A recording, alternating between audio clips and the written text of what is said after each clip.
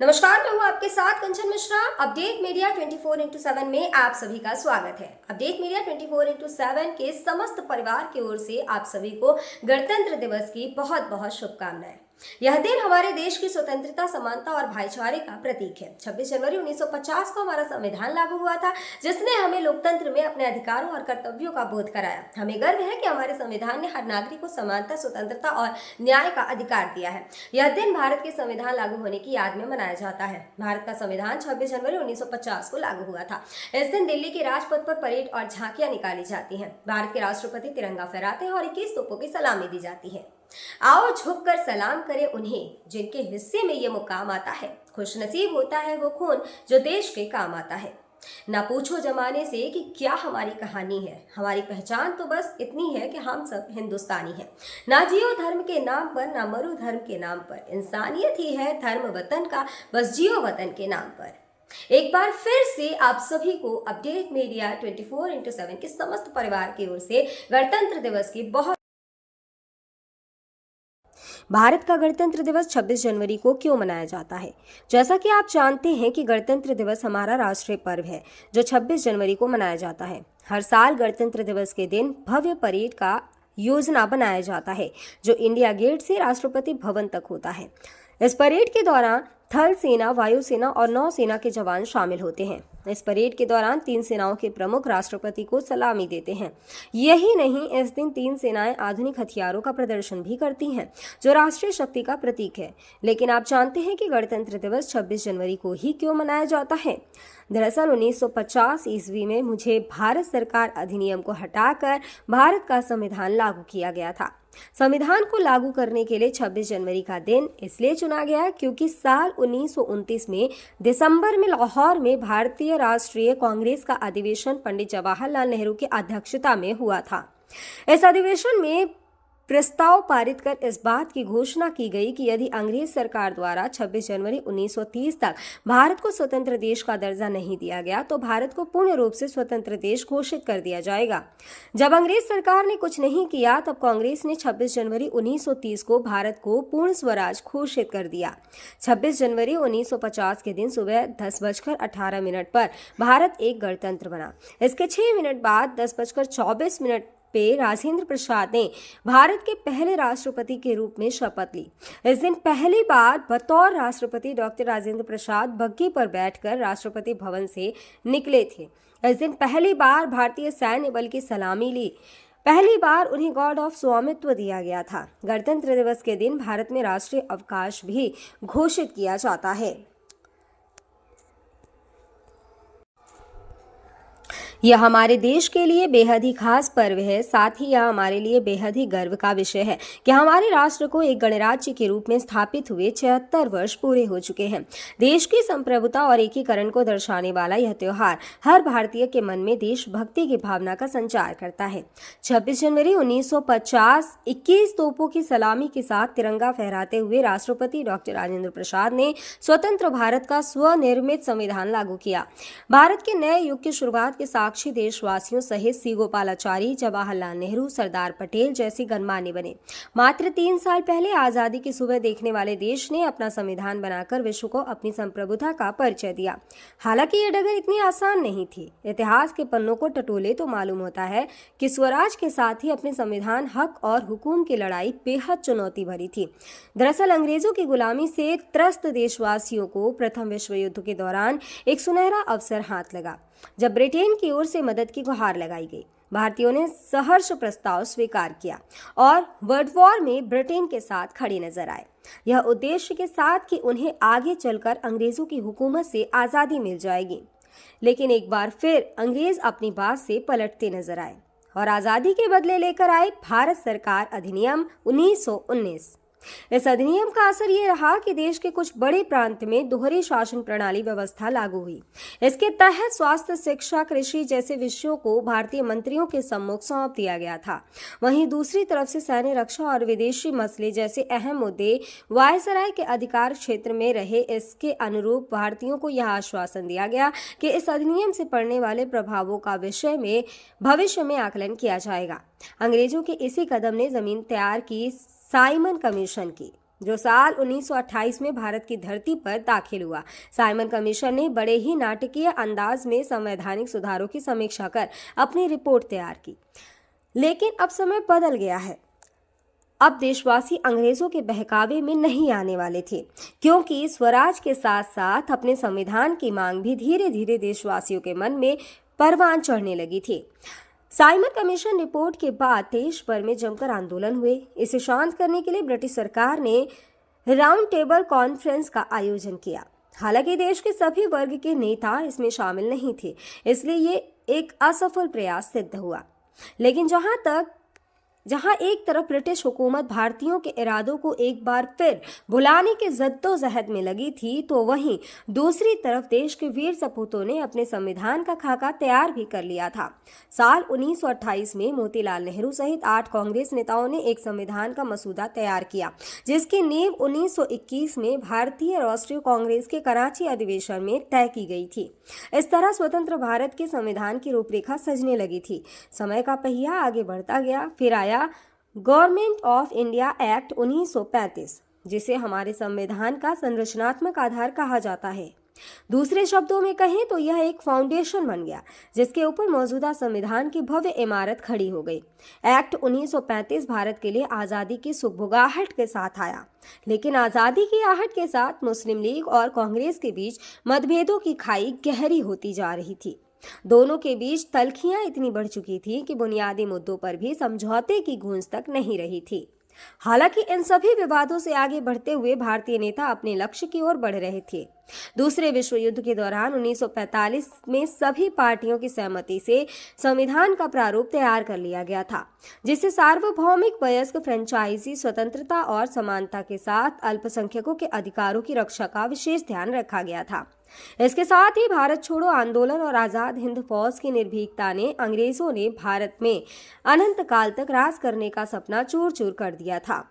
जैसे जैसे भारतीय राष्ट्रीय आंदोलन जोर पकड़ता गया, ब्रिटिश हुकूमत पर संविधान निर्माण के लिए संविधान सभा के गठन का दबाव भी बढ़ता गया। इस गहमा गहमी के बीच आखिरकार 9 दिसंबर 1946 में नई दिल्ली के संवैधानिक हॉल में संविधान सभा की पहली बैठक हुई, जिसमें महात्मा गांधी को छोड़कर उस वक्त के राष्ट्रीय आंदोलन से जुड़ी करीब हर बड़ी शख्सियत शामिल थी, जिसका मुस्लिम लीग ने भारत को 2 हिस्सों में बांटे नए मुल्क पाकिस्तान की मांग को लेकर बैठक का बहिष्कार किया। लिहाजा पहली बैठक में कुल 207 सदस्यों ने हिस्सा लिया, जहां सभा के सबसे वरिष्ठ सदस्य डॉक्टर सच्चिदानंद सिन्हा को सभा का अस्थायी सदस्य चुना गया। हालांकि 2 दिन बाद 11 दिसंबर को डॉक्टर राजेंद्र प्रसाद सभा के अध्यक्ष निर्वाचित हुए और डॉक्टर एच.सी. मुखर्जी और वी.टी. कृष्णमाचारी को सभा का उपाध्यक्ष बनाया गया। इसी कड़ी में आया सुनहरा दिन 15 अगस्त 1947 का, जब गुलामी की बेड़ियों को तोड़ भारत ने आज़ादी की नई सुबह देखी। देशवासियों में जोश भरते हुए आज़ाद भारत के प्रथम प्रधानमंत्री जवाहरलाल नेहरू ने बुलंद आवाज में देश को संबोधित किया। इतिहास के पन्नों में यह भाषण ट्रस्ट विद डेस्टिनी नाम से दर्ज हुआ। इसके साथ ही तेज हुई संविधान निर्माण की प्रक्रिया। आज़ादी के बाद चुनौतियों में इजाफा हुआ। संविधान पर सामग्री की कमी थी, लेकिन उसका सही चयन और उचित व्याख्या का काम बहुत जटिल था। बी.एन. राव द्वारा तैयार किए गए संविधान के प्रारूप पर विचार विमर्श करने के लिए संविधान सभा 29 अगस्त 1947 को एक संकल्प पारित करके प्रारूप समिति का गठन किया। इसके अध्यक्ष के रूप में डॉक्टर भीमराव अंबेडकर को चुना गया। इस समिति में अंबेडकर के अलावा 6 और सदस्य थे। संविधान निर्माण के दौरान कई अहम फैसले लिए गए, जिसके राष्ट्रमंडल के समूह में भारत की सदस्यता, राष्ट्रध्वज का चयन, साथ ही राष्ट्रगान और राष्ट्रनीति का चुनाव शामिल था। यहाँ दिलचस्प बात यह है कि संविधान में सबसे पहले नंबर पर आने वाली उद्देशिका सबसे अंत में पारित हुई। संविधान अगर राजनीतिक असंवैधानिक दस्तावेज है, तो पीएमएल एक ग्रंथ को दार्शनिक नजरिया प्रदान करती है। डॉक्टर भीमराव अंबेडकर की अगुवाई में संविधान निर्माताओं ने 60 देशों के संविधानों का अध्ययन किया। 4 नवंबर 1948 को संविधान का अंतिम प्रारूप पेश किया। संविधान तैयार करने के बाद मुश्किल खड़ी हुई कि इसे सुंदर अक्षरों में पिरोकर कैसे संजोया जाए। इस उधेड़-बुन के बीच प्रेम बिहारी नारायण रायजादा का नाम सामने आया, जो कि अपने दौर के सबसे विख्यात कैलीग्राफर थे। उसके बाद भारत का संविधान प्रेम बिहारी नारायण रायजादा सुलेख फॉन्ट में लिखा गया। उसके प्रत्येक पृष्ठ को नंदलाल बोस के मार्गदर्शन में शांति निकेतन के कलाकारों द्वारा अलंकृत किया गया। इस तरह कुल 2 साल 11 महीने और 18 दिनों में विश्व के सबसे बड़े लोकतंत्र का स्वनिर्मित संविधान बनकर तैयार हुआ। आधिकारिक तौर पर 26 नवंबर 1949 को संविधान को पारित किया गया, जिस पर संविधान समिति के 15 महिलाओं सहित 284 सदस्यों ने हस्ताक्षर किए। वहीं संविधान लागू करने के लिए 26 नवंबर को चुना गया, क्योंकि 26 जनवरी 1930 को भारतीय कांग्रेस के लाहौर अधिवेशन में पूर्ण स्वराज का प्रस्ताव रखा गया था। इतिहास में इसे प्रथम स्वतंत्रता दिवस के रूप में भी जाना जाता है। यही कारण है संविधान लागू करने के लिए भारत के प्रथम स्वतंत्रता दिवस यानी 26 जनवरी को चुना गया। 26 जनवरी 1950 दिल्ली की सर्दी को देशभक्ति मात दे रही थी, जब राजगोपालाचारी ने अपने शब्दों में भारत को संप्रभु लोकतांत्रिक गणतंत्र घोषित किया। इसके बाद डॉक्टर राजेंद्र प्रसाद को भारत के पहले राष्ट्रपति की शपथ दिलाई गई। उसके बाद सार्वजनिक समारोह की शुरुआत हुई, जिसमें राष्ट्रपति डॉक्टर राजेंद्र प्रसाद और मुख्य अतिथि इंडोनेशिया के अध्यक्ष सुकर्नो हुए और मुख्य अतिथि इंडोनेशिया के अध्यक्ष सुकर्नो भी शामिल हुए। इसी तरह दिनांक 26 जनवरी 1950 इतिहास के पन्नों में स्वर्णिम अक्षरों में दर्ज हो गया। ग्राम श्रीकंठपुर, ब्लॉक चोलापुर, जनपद बनारस प्रधान विनोद की ओर से समस्त गांववासियों, नगरवासियों और देशवासियों को गणतंत्र दिवस की बहुत बहुत शुभकामनाएं। और साथ ही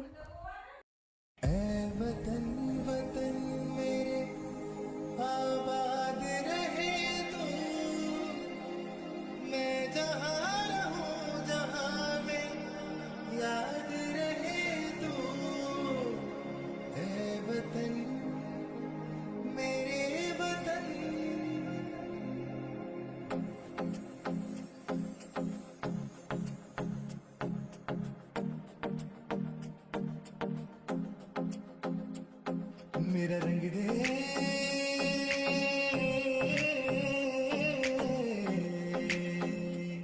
मेरा रंग दे बसंती चोला, माए रंग दे, मेरा रंग दे बसंती चोला, माए रंग दे, मेरा रंग दे बसंती चोला, रंग दे। भारत में एक और बीमारी ने दस्तक दे दी है। ये बीमारी है HMPV। चीन के बाद अब भारत में भी HMPV ने दस्तक दे दी है।